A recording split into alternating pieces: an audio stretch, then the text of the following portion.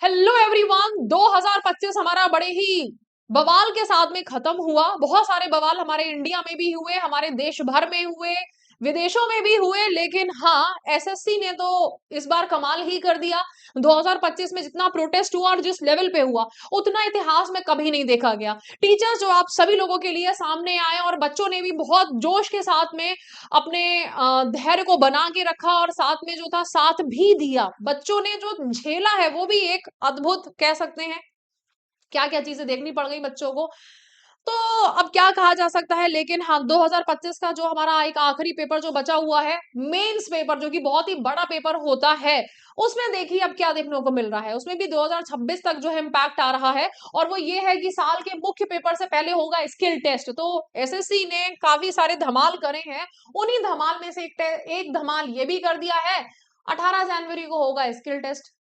तो ऑनेस्टली अगर मैं ये बताऊं तो मैं बहुत ज्यादा फेवर में नहीं हूँ इसके, क्योंकि अगर मैं होती तो शायद मुझे लगता है कि पहले ना मेरे जो टफ पेपर है वो निपट जाए, क्योंकि इनमें याद करना है, इंग्लिश वोकैबुलरी याद करनी है, कंप्यूटर नॉलेज जो है वो हमें पता होना चाहिए, मैथमेटिक्स रीजनिंग हमें पता होना चाहिए। पता चला स्किल टेस्ट थोड़ा सा बस ये है कि आपको सहूलियत ये है कि स्किल टेस्ट पहले दे के आ जाओगे, तो जब पेपर दोगे उसके बाद में आपको चिंता का विषय नहीं रहेगा। एक जो मुझे फायदा लग रहा है अपने लेवल पे भी, अगर मैं सोचूं कि अगर मैं स्टूडेंट होती तो मुझे फायदा क्या होता।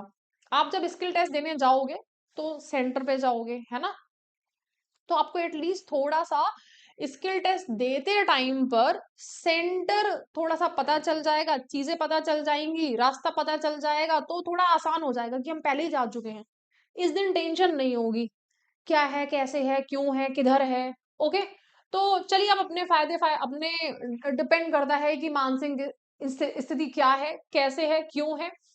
तो सब चीजें आपके मेंटालिटी पे डिपेंड करती हैं। और सीधी सी बात यह है कि अब हमें करना ही है, हम कुछ कर नहीं सकते हैं इसमें कि नहीं हमारा मन नहीं है स्किल टेस्ट देने का तो बाद में देते हैं, ऐसा हो नहीं सकता है।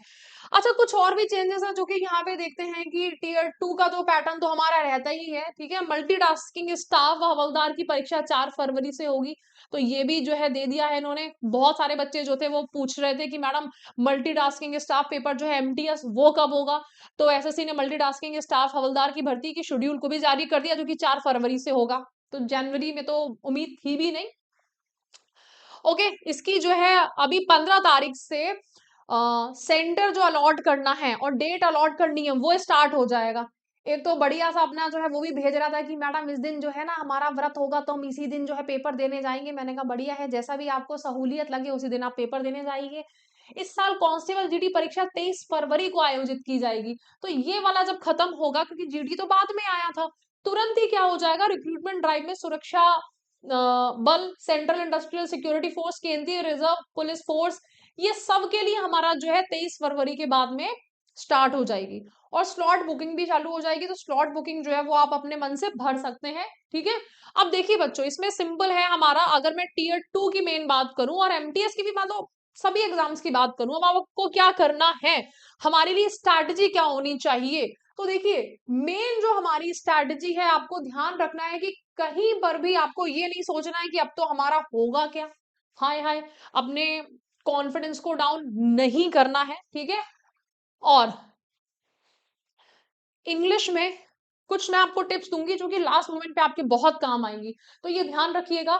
सबसे पहले तो हमें यहाँ पर जो हमारा सब्जेक्ट है इंग्लिश, इंग्लिश बड़ा ही मेजर सब्जेक्ट है। इंग्लिश में वोकैबलरी बहुत ज्यादा अच्छे से करिएगा। अब ये नहीं है घंटों वोकैबलरी में ही आप जो है समा गए।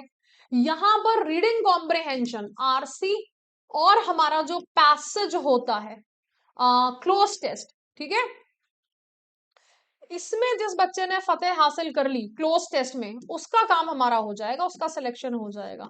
क्योंकि ये जो पैराग्राफ्स हैं, रीडिंग कॉम्प्रिहेंशन है, क्लोज टेस्ट है, पीक्यूआरएस वाले जो क्वेश्चंस होते हैं पैरा जंबल वाले, वो यहाँ पर बच्चे नहीं कर पाते हैं, बच्चों से वो कहीं ना कहीं क्वेश्चंस रह जाते हैं। तो अब ये भी कैसे स्ट्रांग होगा, जब आपकी वोकैबलरी स्ट्रांग होगी। अगर वोकैबलरी स्ट्रांग होगी तो फटाफट से पढ़ ले जाओगे। अब पता ही नहीं है डिस्कॉम्बिनेटेड का मतलब क्या है, तो क्या फिर आप जो है आरसी में आइडिया लगा पाओगे कि हमारा जो राइटर है वो क्या कह रहा है। तो लास्ट मोमेंट पे आपको इंग्लिश में अगर मार्क्स गेन करें, क्योंकि सबसे ज्यादा जो परसेंटेज होता है वो इंग्लिश का ही होता है। इंग्लिश 45 क्वेश्चन आएंगे 135, क्योंकि 30% हमारा यहाँ पर इंग्लिश का वेटेज हो जाता है।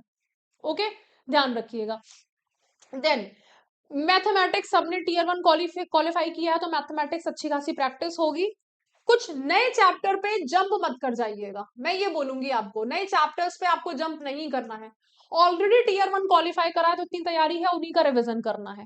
यहाँ पे भी आपको देखो नई वोकैबलरी कर लोगे, नई वोकैब में ये नहीं है कुछ अजीब सा वर्ड कर लिया। आपने जो वोकैबलरी करी है, जैसे कि एक वरीड वर्ड है मान लीजिए, उसी के सिनोनिम्स पे जाइए, उसी में ही आपको वोकैबलरी अपनी बढ़ानी है। ये नहीं है कि आपने कुछ अजूबा सा वर्ड याद कर लिया। अगर आप देखोगे इस साल जो वर्ड्स आए थे, प्रोक्रेस्टिनेट आया था, वैसे तो सुपरकैलिफ्रैजिलिस्टिक एक्सपिएलिडोशियस भी आया था टीयर 1 में, लेकिन हमारे जो ऑप्शंस लगे हुए थे वो आसान वाले ऑप्शंस थे, ठीक है। तो हमें न्यू चैप्टर्स पे, जैसे कि अब अगर मान लो प्रोबेबिलिटी नहीं करी है तो प्रोबेबिलिटी पे कूदो मत, एक चैप्टर छोड़ दोगे, बाकी का आप जो है रिवीजन अच्छे से कर लो। जीके जीएस की बात करूं तो ये अगेन आपके पास में अपनी टीयर 1 की स्ट्रेटेजी होगी, टीयर 1 के नोट्स होंगे, उन्हीं को ही रिवाइज करना है। उन्हीं टॉपिक्स को ही अगर जो रिवीजन करना है तो उन्हीं टॉपिक्स को ही रिवाइज करिएगा। कुछ हमें बहुत नया जो है उसको एक्सपेरिमेंट प्लीज मत करिएगा, क्योंकि क्या हो जाएगा, फिर हमारे लिए हो जाएगी दिक्कत, ठीक है। तो ये हमारे लिए देखो, अगर मैं जीडी की भी बात करूं तो ये हमारा रहेगा, मेंस में भी है और हमारा एमटीएस में भी है। एमटीएस में जो है वो इंग्लिश एंड जीके जीएस का बड़ा ही इंपॉर्टेंट रोल होता है, तो इस साल जो है हमारे लिए बड़ी ही इंपॉर्टेंट परीक्षा है। और जो ये थोड़ा सा बदलाव हुआ है, यहाँ पर हमको बहुत ज्यादा नहीं सोचना है कि हाय मैडम अब क्या हो जाएगा, जो होना है वो होना है, तो किस बात का रोना है। आपको कॉन्फिडेंटली अपने एग्जाम को जो है वो देके आना है, तो किसी भी बात की टेंशन नहीं लेनी है। ओके बच्चों, बिल्कुल एकदम शांत मन के साथ में अपना जो है पेपर देना है। बस जिसने अपने मन को शांत कर लिया, तो वो कितना भी बड़ा सैलाब क्यों नहीं आ जाए समुद्र में इस जीवन में, वो सब पार कर जाएगा।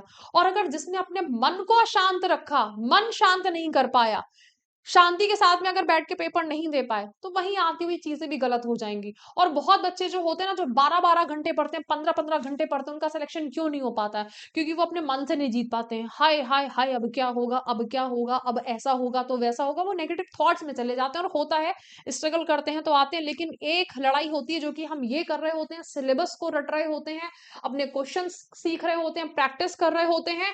और एक लड़ाई होती है सिर्फ हमारी, हमारे साथ में, मन के साथ में। तो वो मन की भी लड़ाई भी बड़ी ही इंपॉर्टेंट है, जितनी लड़ाई हमारी यहाँ पे इंपॉर्टेंट है। और हाँ, एक चीज और जो कि मैं आपको बताना अभी फिर से थोड़ा सा रह गया, वो वैसे कर ही रहे होंगे, बेटा मॉक टेस्ट जरूर लगाइएगा। जितना ज्यादा मॉक टेस्ट लगा सकते हो, प्लीज मॉक टेस्ट की प्रैक्टिस करनी है। और मेरी स्ट्रेटेजी हमेशा ये रहती थी कि जिस टाइम पे पेपर है ना, मैं उसी टाइम पे ट्राई करती थी कि मैं उसी टाइम पर ही अपना पेपर दूं, मॉक टेस्ट जो है घर में बैठ के लगाऊं। तो wish you all very good luck for your exam, thank you so much. Session को अगर आपको कोई प्रॉब्लम है तो पहले तो कमेंट करके पूछ लीजिएगा। और दूसरी चीज ये कि अगर आप 2026 की तैयारी कर रहे हैं तो चैनल को सब्सक्राइब करना नहीं भूलिएगा। Thank you so much.